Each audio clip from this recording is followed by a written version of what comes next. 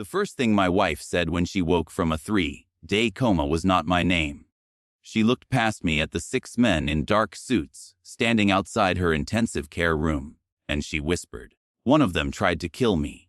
Then every monitor around her began screaming. My name is Daniel Mercer. For 19 years, I served in the United States Army. I had survived roadside bombs, night raids, and men who smiled while hiding weapons behind their backs. But nothing I had seen overseas prepared me for the sight of my wife, Rachel, lying broken in a hospital bed in Richmond, Virginia. Her face was swollen. One eye was purple and nearly closed.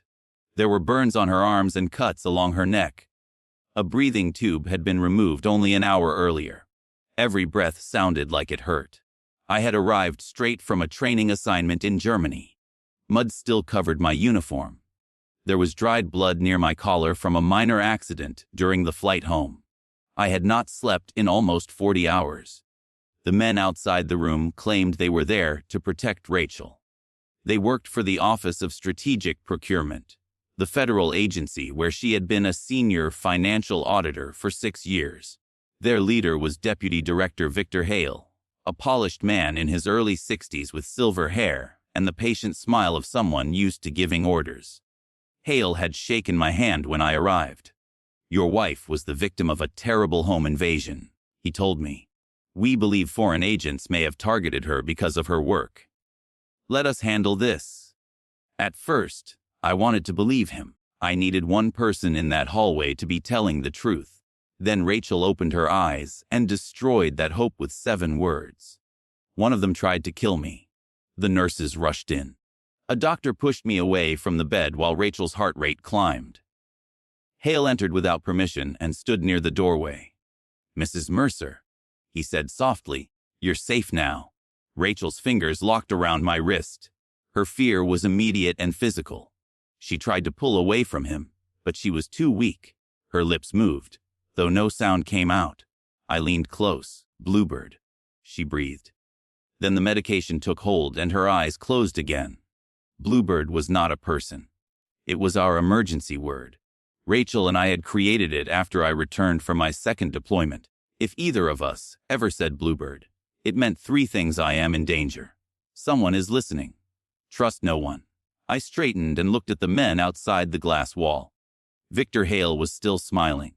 That was the moment I stopped being a frightened husband and became the man the Army had trained me to be. I did not accuse anyone. I did not reach for a weapon. I let my shoulders fall and made my voice shake. "Will she survive?" I asked. The doctor said Rachel was stable but fragile. She needed quiet and constant observation. Hale placed a sympathetic hand on my shoulder. "Go home and rest, Colonel," he said. "My people will remain here." I was a lieutenant colonel, but I did not correct him. Men like Hale used small mistakes to see whether people were paying attention. "Thank you," I said. "Take care of her." Then I walked out of the ICU as if I trusted him with the most important person in my life. I made it as far as the parking garage before my hands began to tremble. Rachel and I had been married for 14 years. She was the only person who understood that silence did not always mean anger. Sometimes it meant I was carrying memories too heavy to explain. She never forced me to speak. She simply sat beside me until I found my way back. Now she was the one trapped in a dark place, and I could not sit beside her. I drove to our house in Fairfax County. Police tape crossed the front door. The official report said 2 burglars had entered through the kitchen, attacked Rachel, and caused a gas explosion while searching the home. The story fell apart before I entered the hallway. Our kitchen window had supposedly been forced from outside, but most of the broken glass lay on the patio. Someone had broken it from inside. The thieves had ignored Rachel's jewelry, 2 laptops, and cash in a desk drawer. Instead, they had searched only her office. They had taken her work computer, 3 file boxes, and the small encrypted drive she kept in our safe. The safe showed no damage. Rachel had opened it for them. I stood among burned papers and overturned furniture, studying the room. A dark stain marked the carpet beside her desk. There were grooves on the floor where a chair had been dragged. On the wall, almost hidden by smoke damage, I found 4 short lines scratched into the paint. Rachel had made them with something sharp. 4 lines, a pause, then 2 more. 4-2. It meant nothing until I remembered the old cabin we rented every October near Blue Ridge. The owner kept a metal lockbox beneath the porch. Its combination was the month and day of our wedding. April 2nd. 4-2. Rachel had left me a trail. Before leaving, I checked the smoke detector above her office. It was new, but Rachel had complained that I always installed them crooked. This one was perfectly straight. I twisted it loose. There was a tiny camera inside. It had no memory card, which meant it had transmitted footage somewhere else. Someone had watched the attack. Someone may have watched me find the camera. At that exact moment, headlights swept across our front windows. A black government sedan stopped outside. I placed the camera back, left the room exactly as I found it, and went through the rear door. I crossed 2 yards, climbed a fence, and reached my truck from the next street. As I drove away, I called the one person I trusted more than anyone still wearing a federal badge. Her name was Maya Torres. She had served as an Army intelligence analyst under my command before joining the FBI. She answered on the second ring. "Daniel, I heard about Rachel. I'm so sorry. I need a favor," I said. "No official computers. No agency phones. Meet me at the Blue Ridge cabin in 3 hours." She went silent. "Is this about what happened to Rachel?" I looked in my mirror. The black sedan had appeared 2 cars behind me. "No," I said, knowing my phone might already be monitored. "I just need someone to help me understand the police report." 3 hours. Maya replied. The sedan followed me for 12 miles. Then my hospital pager sounded. Rachel's heart had stopped. "TWO. THE follow BHT follow." I turned the truck around so hard that another driver leaned on his horn. I called the ICU, but a nurse told me they could not discuss Rachel's condition over the phone. I reached the hospital in 26 minutes. Victor Hale was waiting by the elevator. "She had a reaction to her medication," he said. "The doctors revived her." "What medication?" "I'm sure the physician can explain." Pushed past him. Rachel was unconscious again. A young nurse named Erin stood beside her bed, adjusting an intravenous line. When Hale looked away, Erin slipped a folded medication label into my hand. I read it in the restroom. The drug was a powerful sedative. Rachel's chart said she was allergic to it. That information was printed in red at the top of every page. The order had been entered using the credentials of Dr. Samuel Pike, a physician who had finished his shift 4 hours earlier. This was not a mistake. It was a second attempt. I photographed the label, then hid it inside my boot. When I returned, Hale was speaking with the hospital administrator. He wanted Rachel transferred to a federal medical facility before sunrise. I walked to the bed and took her hand. "Do whatever is best," I told him. Hale studied me. He wanted to see anger, suspicion, resistance. I gave him exhaustion. "A transport team will arrive at 5, he said. That gave me 4 hours. I found Erin near the supply room and asked why she had helped me. "Your wife woke briefly before you arrived," she whispered. "She told me that if anyone ordered a transfer, I should call you." Then a man from the government stood behind me while I wrote down your number. "Can you delay the transport?" "Maybe 20 minutes. "That is enough." I left through a service exit and changed vehicles with Maya at an all-night gas station. She drove toward the cabin, while I used her laptop to examine the photograph of the medication label. Maya listened without interrupting as I explained the camera, the staged burglary, and Rachel's warning. "You understand what you're saying?" She finally replied. "You think a deputy director of a federal agency ordered an attack on your wife? I think he knows who did. Then why leave her at the hospital?" "Because Hale believes I have."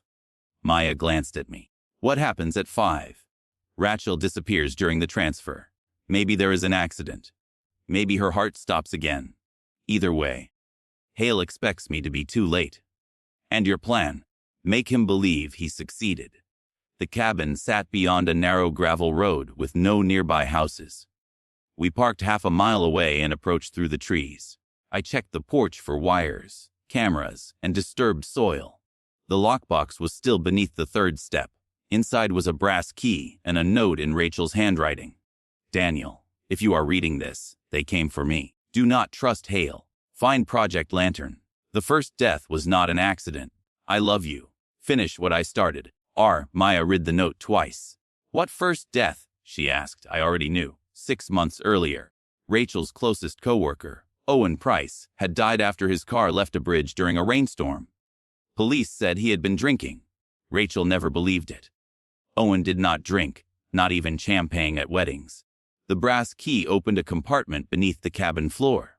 Inside we found a waterproof bag containing a cheap laptop, a phone, and paper copies of payment records. The records showed that Rachel's agency had paid more than $400 million to a defense contractor called Northstar Strategic Solutions. Northstar supposedly supplied emergency communication systems to American bases overseas. I had served at 2 of those bases. The systems did not exist. The serial numbers belonged to equipment destroyed years before. Northstar had billed the government for ghost machines, then divided the money among consulting companies. Several were controlled by Victor Hale's brother-in-law. That was fraud on a scale large enough to ruin careers, but it was not enough to explain murder. Then Maya opened a folder labeled Lantiaran. It contained photographs of destroyed military vehicles, classified after action reports, and a list of 11 American soldiers killed during operations in Syria. The official reports blamed enemy attacks and equipment failures. One name on the list stopped my heart. Captain Ely Brooks. Eli had been my operations officer and my friend. 3 years earlier, his convoy lost communication during an evacuation. The emergency beacon failed. By the time support found them, Ali and 4 others were dead.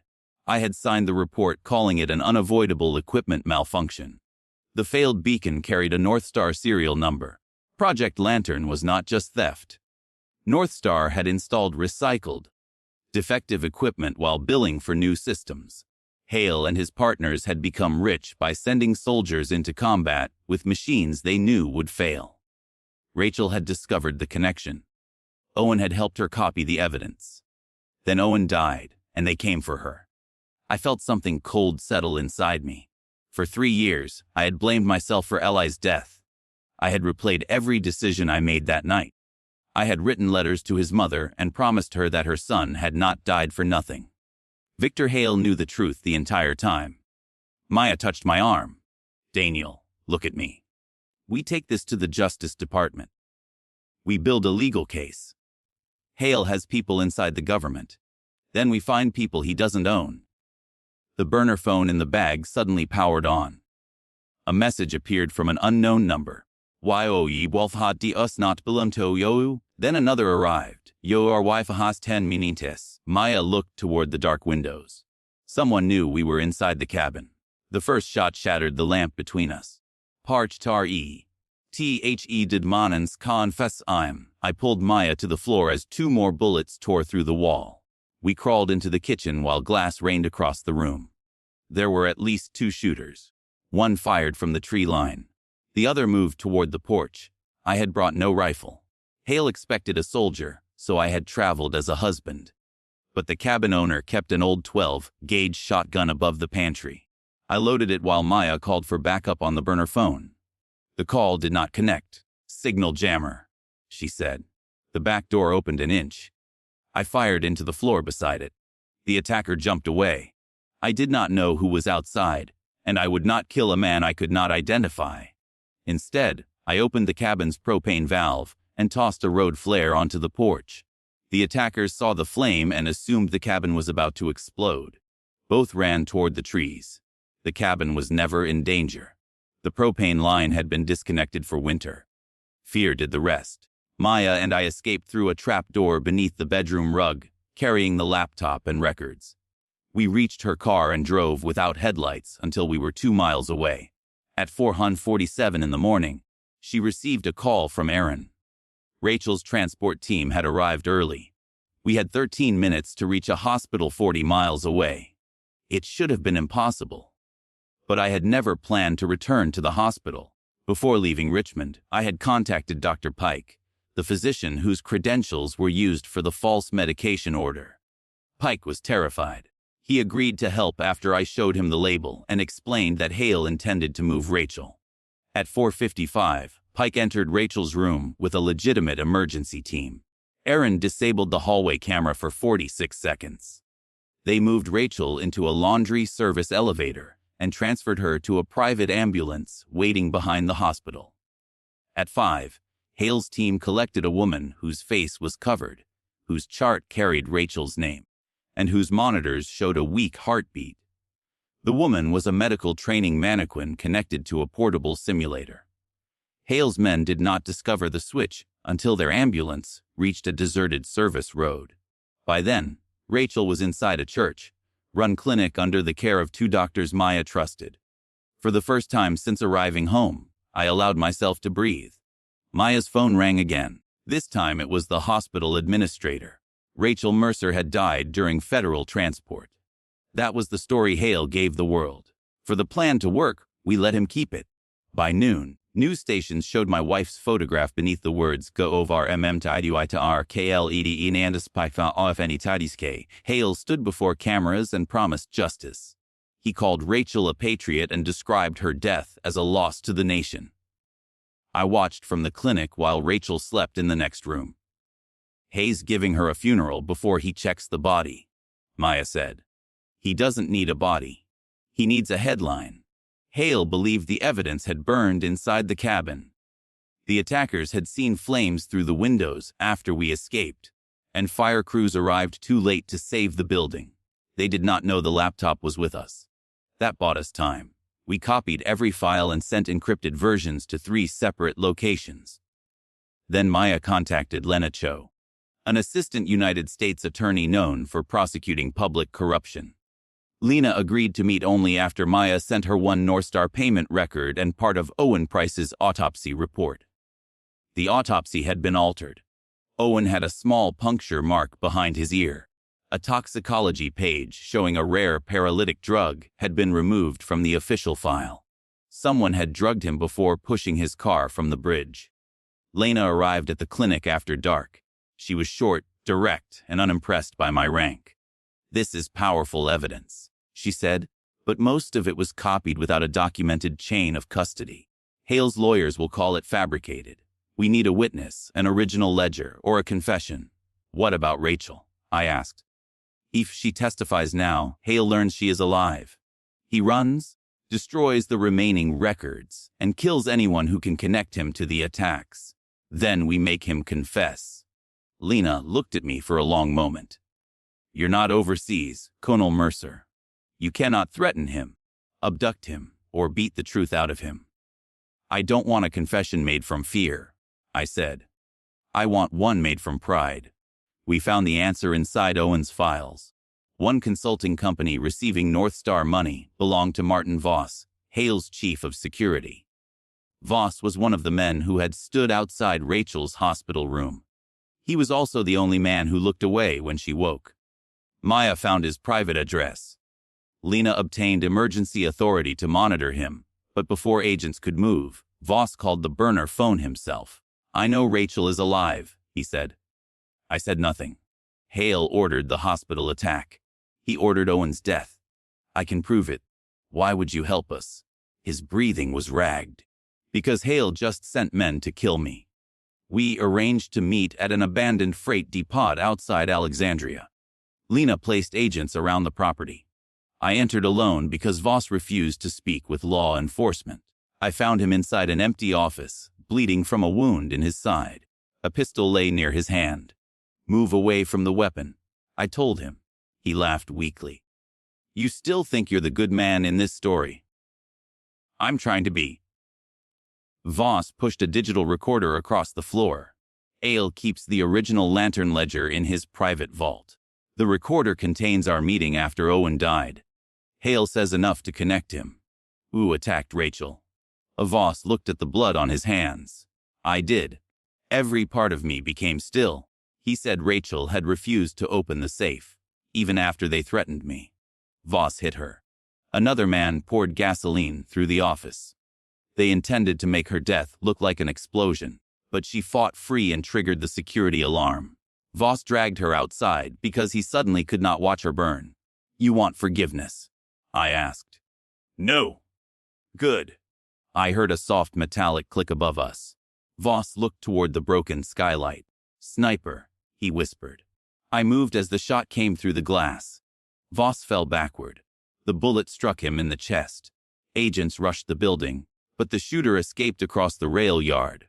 I pressed my hands against Voss's wound. Blood spread between my fingers. "The vault," he gasped. "Hale's office.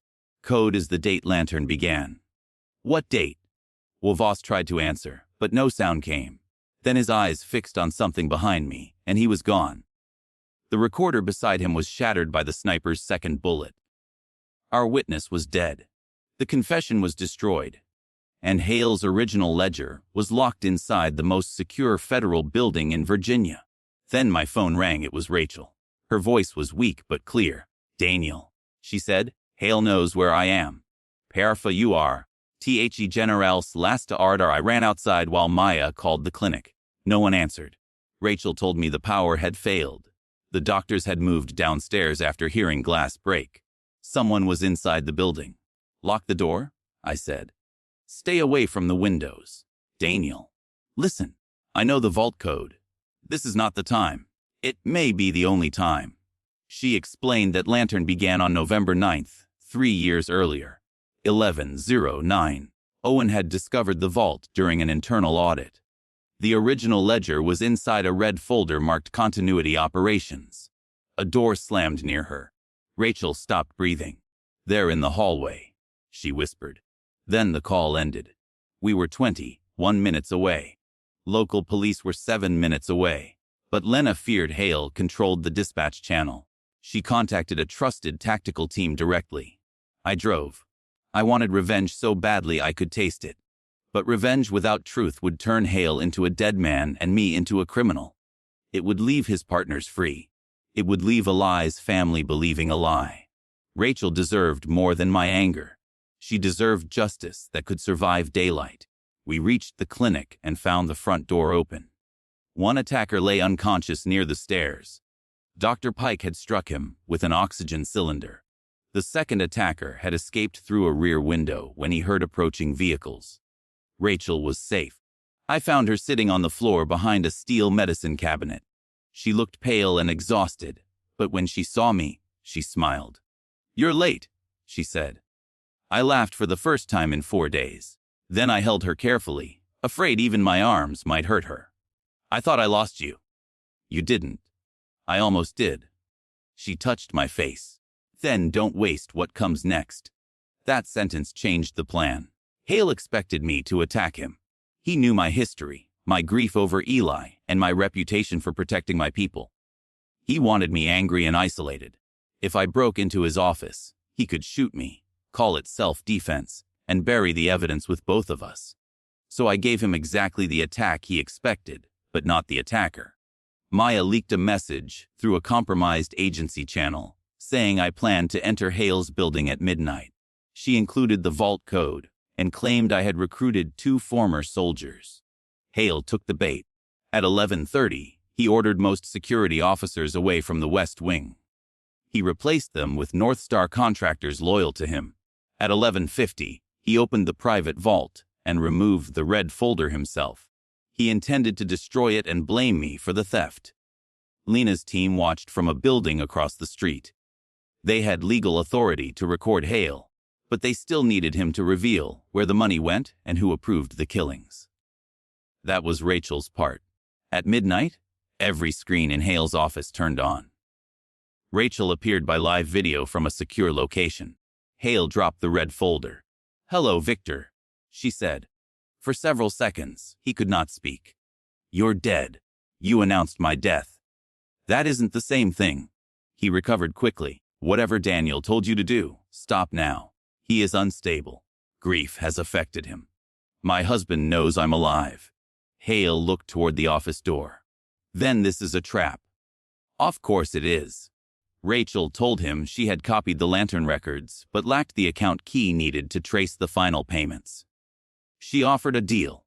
Hale could disappear with the remaining money if he gave her the key and named the person above him. That last part surprised all of us. Person above him. We believed Hale controlled Lantern. Rachel believed he answered to someone else. Hale smiled. You always were smarter than Owen. Owen trusted you. Owen was weak. Is that why you had him killed? Martin made it painless. There it was. A confession, spoken without pressure and captured by a federal warrant. But Rachel continued. And the soldiers. Hale's smile vanished. Their deaths were never the objective. You installed equipment you knew would fail. We installed what Congress paid for. Do you know how much money disappears inside defense budgets every year? No one asks questions until a widow appears on television. I listened from the tactical command vehicle, gripping the edge of the desk. Hale spoke about Eli and the others as accounting problems. Rachel kept her voice calm. Who protected you? A man Daniel respects. Hale walked to a secure phone and dialed a private number. General, we have a problem, he said. The voice that answered was one I knew better than my own. General Thomas Reddick had commanded my division. He had recommended me for promotion, stood beside me at Eli's memorial, and told Ellie's mother that every failure would be investigated. He had also signed the order approving North Star's equipment. Is Mercer inside? Reddick asked. Not yet. Then burn the ledger and leave. I'll handle him. The betrayal cut deeper than Hale's crimes. Reddick had been my mentor. When my own father died, he was the man who called every week to check on me. He had used my trust as armor. Lena signaled her agents to move, but Hale heard a sound in the corridor. He grabbed the red folder, poured alcohol over it, and struck a lighter. The office door burst open. Hale tossed the burning folder into a metal trash bin and reached for his gun. Agents shouted for him to stop. He fired twice and escaped through a private service passage. By the time the agents extinguished the fire, half the ledger was ash. Hale reached the underground garage and drove through a security barrier. A camera showed him heading west. At the same time, General Reddick disappeared from his residence. Two powerful men were running with enough money to vanish forever, and both were heading toward the same place. Fort Resolute, the abandoned Army communications base where Project Lantern began. Part 5e. Much just te so ends Lakii. Fort Resolute had been closed for 8 years. It sat in the mountains beyond Charlottesville, surrounded by forest and rusting fences. North Star had used one underground bunker there to rebuild old communication units and mark them as new. The surviving ledger pages showed a final reserve account worth $62 million. Access required 2 physical keys. Hale had one. Reddick had the other. They were not going to the base to protect each other. They were going to divide the money. Lena coordinated federal agents and Virginia State Police, but bad weather slowed the helicopters. I knew the base layout from a training exercise years earlier, so Maya and I traveled with the 1st Ground Team. Rachel stayed at the command center. Before I left, she caught my hand. Bring back the truth, she said. I will. And Daniel? Yes. Bring yourself back too. Rain turned to snow as we climbed into the mountains. Hale's car stood outside the main bunker. Reddick's vehicle was parked behind it. The agents surrounded the site, but a steel blast door blocked the entrance. Opening it by force would take an hour. I remembered an old ventilation tunnel on the northern slope. Maya and I entered with 2 tactical officers. We found Hale and Reddick in the control room. They were arguing beside an open metal case filled with cash, passports, and account documents. A portable server blinked on the desk. Reddick held a gun. Hale held the 2 account keys.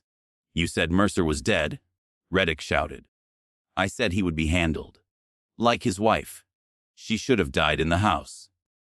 Maya's body camera recorded every word. Then Hale noticed our reflection in a dark monitor. He turned and fired. The tactical officers pulled Maya behind a concrete support. I moved through a side passage as bullets struck the wall. Reddick ran with the server. Hale followed him into the old transmission chamber. I reached them from the opposite corridor. Reddick pointed his pistol at my chest. For 1 second, neither of us moved. Put it down. General. You don't understand what Lantern protected. It protected thieves. It protected the army from scandal. If the public knew how vulnerable those systems were, every enemy we have would exploit it. So you hid the failures and let soldiers die. His face tightened. Command requires sacrifice. You never sacrificed yourself? Hale stepped behind him. I saw the knife in Hale's hand before Reddick did. Hale drove it into the general's shoulder and grabbed the server. Reddick fired as he fell. The bullet struck Hale in the leg. Hale collapsed near the edge of an open maintenance shaft. I kicked Reddick's weapon away. Maya and the officers entered seconds later and placed him in handcuffs. Hale dragged himself toward the shaft, pulling the server behind him.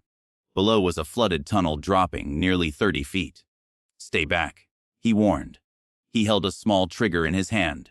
Explosives are wired through the bunker. One step and all the evidence disappears. Including you, I said. I would rather die than spend my life in a cage. I saw the fear in his eyes. He did not want death. He wanted me to believe he controlled it. You tried to kill my wife, I said. She made a choice. You killed Owen. He made a choice too. And Ely, did he choose to carry your broken equipment? Hale smiled through the pain. Captain Brooks was one name on one report. You are the only person who still cares. I crossed half the distance between us. His thumb tightened over the trigger. Another step. Every angry thought inside me demanded that I rush him. If Hale pressed the trigger, the blast might kill us both. Part of me wanted that. Part of me imagined putting my hands around his throat and making him feel one small piece of the fear Rachel had felt. Then I heard her voice in my mind. Do not waste what comes next. I lowered my weapon. Hale looked confused. You win, I said. He laughed. I knew you were still a soldier. Soldiers obey power. No. Soldiers recognize bad equipment. I pointed toward the trigger. The firing light was dark. While Hale and Reddick argued, Rachel had accessed the bunker through North Star's remote maintenance system. She disabled the explosive circuit from the command center. The device in Hale's hand controlled nothing. Maya stepped beside me. Victor Hale, she said, you are under arrest. Hale pressed the trigger again and again. Nothing happened. For the first time, his calm expression broke. He looked small, frightened, and ordinary. He tried to stand, but his injured leg failed. The server slid toward the shaft. Hale grabbed it with both hands and began slipping over the edge. I could have let him fall. No one would have blamed me. He had attacked my wife, murdered Owen, and helped cause the deaths of 11 soldiers. 1 second of hesitation would have given me the revenge I had imagined. Instead, I caught his wrist. Hale stared up at me. Why? He gasped. Because death would let you escape the trial. The officers pulled him to safety and placed him in restraints. That was my revenge. Not a grave. Not a secret execution. A courtroom filled with cameras, families, and every name he tried to erase. The portable server contained the complete Lantern accounts. It also held video from the camera in Rachel's office. Hale had kept the recording as insurance against Voss.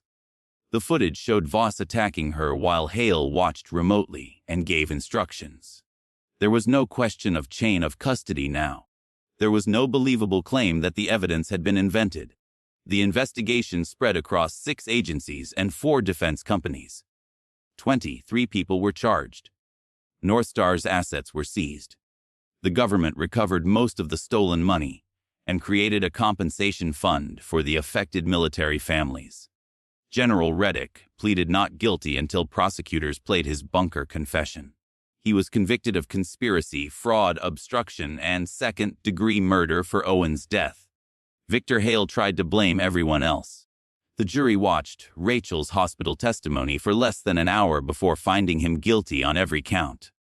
I sat behind her during the trial. She still had scars along her left arm. Loud footsteps in hallways sometimes made her freeze. For months, she slept with a lamp on. Healing did not arrive like sunrise. It came in small pieces. A full night's sleep.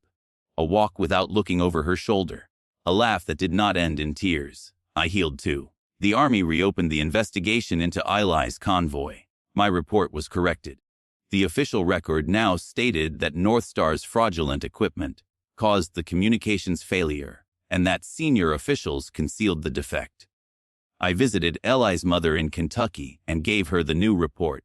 She read every page at her kitchen table. When she finished, she did not cry. She simply placed her hand over mine. "You kept your promise," she said. I wanted to tell her I had taken too long. I wanted to apologize for trusting Reddick and signing the original report. But she seemed to understand all of that without hearing it. "Ely trusted you," she continued. "He was right to." Those words lifted a weight I had carried for 3 years. Rachel resigned from the Office of Strategic Procurement. She did not leave public service. Instead, she joined an independent watchdog organization that protects whistleblowers. She tells people that courage is not the absence of fear. Courage is making sure fear does not get the final vote. I retired from the Army the following spring. At the ceremony, I did not speak about battles or medals. I spoke about responsibility. I told the young soldiers in front of me that loyalty to a leader ends when that leader betrays the truth. An unlawful order does not become honorable because a powerful man gives it. Afterward, Rachel and I returned to the Blue Ridge Mountains. The old cabin was gone, but we rented another one beside a quiet lake. On our first morning there, she woke before me and sat on the porch wrapped in a blanket. I carried out 2 cups of coffee. "Do you ever wish we had never found Lantern?" I asked. She watched the sun move across the water. "I wish the truth had cost less," she said, "but I will never wish we left it buried." I sat beside her.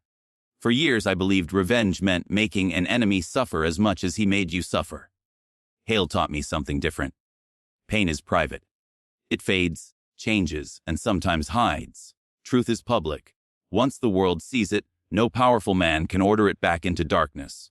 Victor Hale thought he could destroy my wife, erase my friend, and turn dead soldiers into numbers on a page. He was wrong. We did not answer his violence with another secret. We answered it with every name, every record, and every witness standing together in the light. And that is the revenge no guilty man can survive, not death, but the truth living longer than his lie. THEND.